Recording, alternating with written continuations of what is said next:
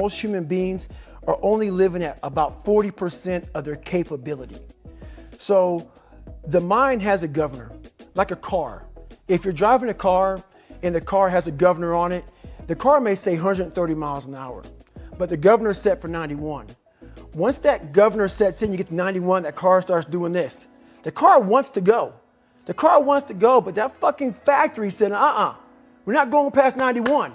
We have a factory, a nice governor in our brain, and it's a survival mechanism. It protects us from pain and suffering. The second we feel that shit, our mind says, oh no, this isn't fun. We should back off. We should sit down, find something more comfortable. And there's something about the mind.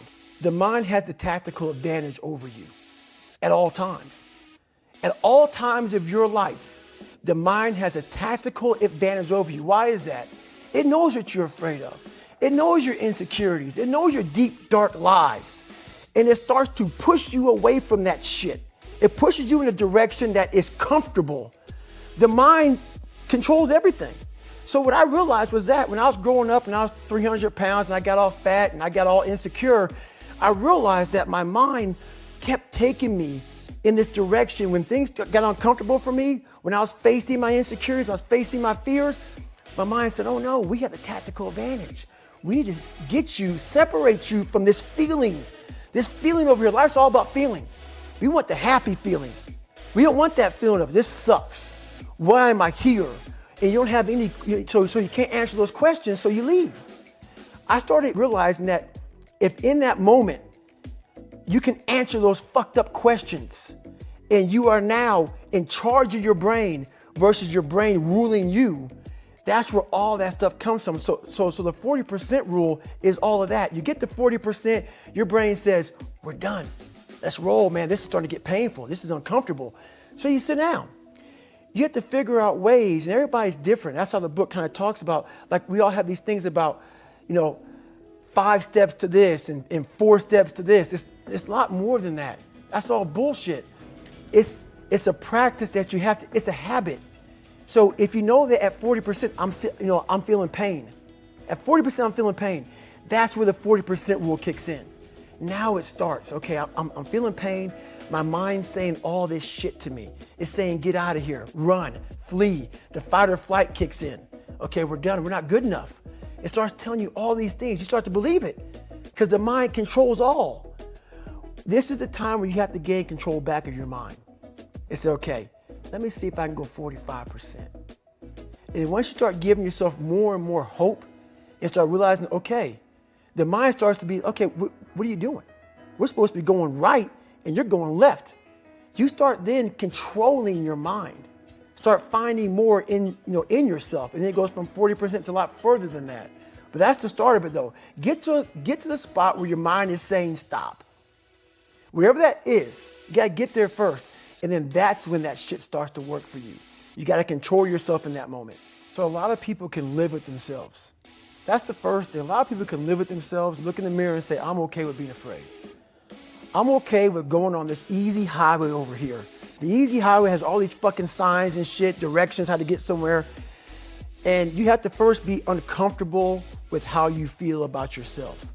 With that voice that a lot of us like to run away from, we all have it. We all have that voice that's saying, hey man, you're kind of wimping out right now. You're kind of being a little punk right now. But a lot of us say, okay, that's okay. It's okay to tell these little white lies to ourselves. So we first have to face the real you. The real me is David Goggins. The real me is the guy looking at you right now saying, I don't want to fucking be on this show right now because I used to stutter as a kid. And I'm afraid of that. I'm afraid that here in a second, I'm going to start fucking stammering and stuttering and the whole world's going to know that I have all these issues. But that's when I see right now, okay, Goggins, you got to go on this fucking show. That's Goggins. Goggins is saying, okay, David Goggins, you're a punk. Life made you this way. We can't live like this. We can't live in fear. We can't live in judgment. We can't be afraid of what the fuck people right now are looking at me saying about me. We cannot be afraid of that. That's Goggins. Goggins saying, fuck all of you who don't like me, who don't want to, and that person then comes in. But you have to be David Goggins and say, man, I'm afraid of this. I'm fucked up here. Life made me this way here. I stutter. I have these issues with reading and writing and I'm fat and I'm insecure. You have to face that in that dark room. In that dark room is who you are. But in that dark room is where you have to create another human being that walks out of that dark room to face who you are. That's the only way you're gonna get over all those things. You have to create someone else. Not like you have two different personalities, it is you. But you have to find strength. In that visualization of almost me cracking out Goggins, like almost like that Superman cape, like I'm coming out a different person, a person that doesn't give a fuck about anything, who doesn't care about being judged, who knows I'm weak, who knows I'm afraid, who says, whatever you think about me, take it, whatever, I'm here. That's Goggins. In the dark room, you face yourself, you realize you want to be better, you realize you don't want to be this weak, insecure person in the world who has all these problems that we all have. So in my book, I talk about it a lot. Social media is a great platform to tell you who. It was my junior year in high school, and I fell back a lot. I fell back in this fucking hole of life. The second you think that you've overcome it and you climbed Everest, you're on that last hold, and life will say, not today, motherfucker. And it'll push you down. And my junior year in high school, I missed a whole bunch of school, was lying to my mom, had like a 1 point something GPA. I was just jacked up. I mean, I was in one of the worst spots in my life. And my mom was going through a lot of shit too. And she didn't have time to sit back and baby me. And it was me against me. My pants were down to my knees. I was not, whatever was going on, I was in a bad shape. So I went to the bathroom and I had this weird haircut because I wanted attention. I was an attention getter. I went to an all-white school pretty much. Some of the kids liked me, a lot of them didn't like me, whatever. Didn't fucking matter.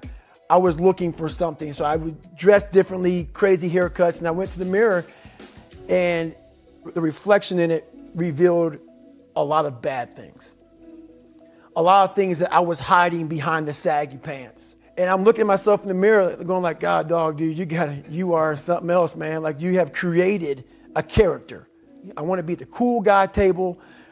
And whatever I could do to get attention, I did. And it wasn't me. It wasn't who I was inside. But I was scared for anybody to know who I was inside.